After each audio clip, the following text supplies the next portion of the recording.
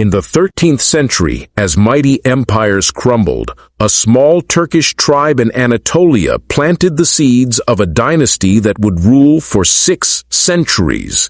After the decline of the Seljuks, Anatolia was a land of chaos. Dozens of tribes fought for survival, and in this battlefield, one man rose, Osman I.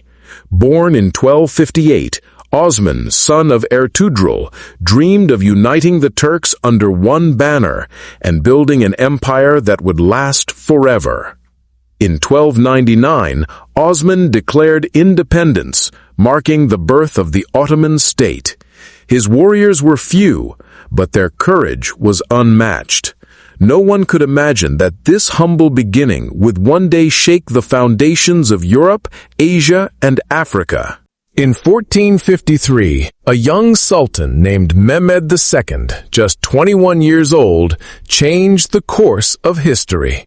He marched towards the greatest city of the medieval world, Constantinople. After a 53-day siege, the mighty walls that had stood for 1,000 years finally fell. Constantinople became Istanbul, the new capital of the Ottomans. Under Mehmed, and later his successor, Suleiman the Magnificent, the Ottoman Empire reached its peak, stretching across 3 continents, ruling millions of people.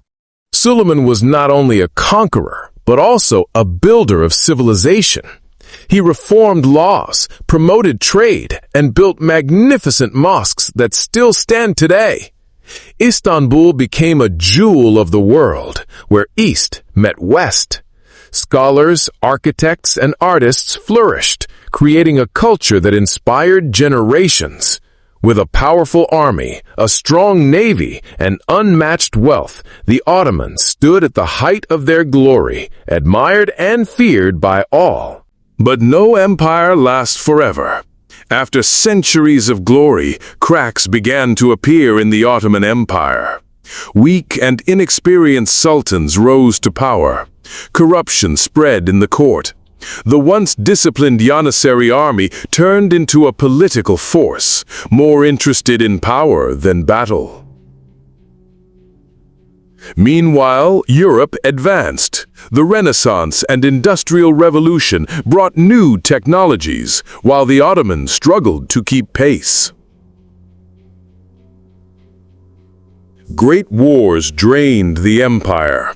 The Ottomans faced defeat after defeat, losing Hungary, Greece, and territories in the Balkans. Nationalism spread, and subject nations demanded independence.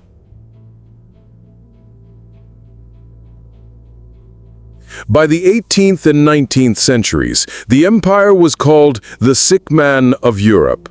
Once feared, now pitied, the great Ottoman power was fading. The 20th century brought the empire to its final test. The Ottomans entered the First World War on the losing side. After defeat, the empire was carved apart by the victorious Allies. Lands that once stretched across 3 continents were divided, leaving only Anatolia. In 1919, as foreign powers occupied Istanbul, a new leader rose, Mustafa Kemal Atatürk. He led the Turkish War of Independence, determined to build a new nation from the ashes of the empire. Finally, in 1922, the Ottoman Sultanate was abolished. A dynasty that had lasted for over 600 years came to an end. From a small tribe in Anatolia to one of the greatest empires in history, the Ottomans left behind a legacy of culture, architecture, and power that still echoes today. Empires rise, empires fall, but their stories remind us that history is not just about power, but about vision, leadership, and the lessons we carry into the future.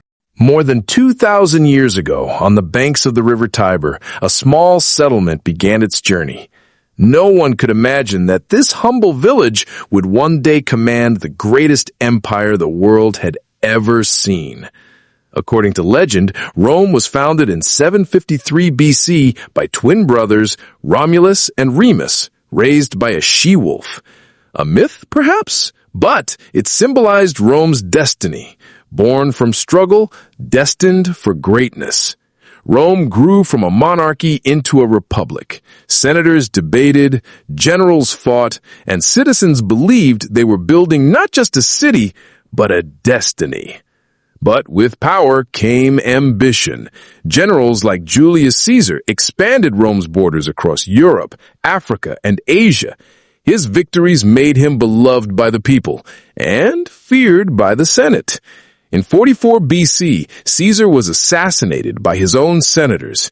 The Republic fell into chaos, but out of the bloodshed, a new system was born. His heir, Octavian, later Augustus, emerged victorious. In 27 BC, he became Rome's first emperor. With Augustus, the Roman Empire was born. With Augustus on the throne, Rome entered its golden age, the Pax Romana, 2 centuries of peace and prosperity. Rome's armies were unmatched. Well-trained, disciplined, and loyal, the legions carved Rome's name into the lands of Europe, the Middle East, and North Africa. Everywhere they went, the Romans built roads, aqueducts, and cities. Their engineering shaped the world. Bridges, theaters, and arenas that still stand today. In the heart of the empire stood the Colosseum, a symbol of Rome's might. Here, gladiators fought for glory and for their lives. Roman culture blended the wisdom of Greece, the wealth of Egypt, and the traditions of countless lands. Latin became the language of empire, law, and learning. At its height, the Roman Empire was home to over 70 million people, ruled by emperors who commanded loyalty and fear. From Britain to Mesopotamia, all roads truly led to Rome. But beneath the glory, shadows began to spread. Rome grew too vast, too powerful, and too difficult to control. Corruption weakened the Senate. Greedy officials and ambitious generals tore the empire apart in endless civil wars. Economic troubles deepened.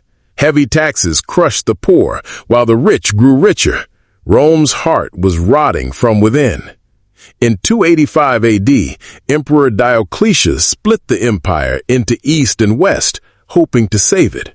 But instead, the two halves drifted apart, each facing enemies on every border.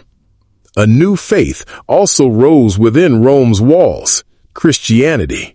Once persecuted, it spread across the empire until Emperor Constantine himself embraced it, forever changing Rome's soul. While the Eastern Empire, later called Byzantium, grew stronger, the Western Empire weakened, its armies shrinking, its borders collapsing.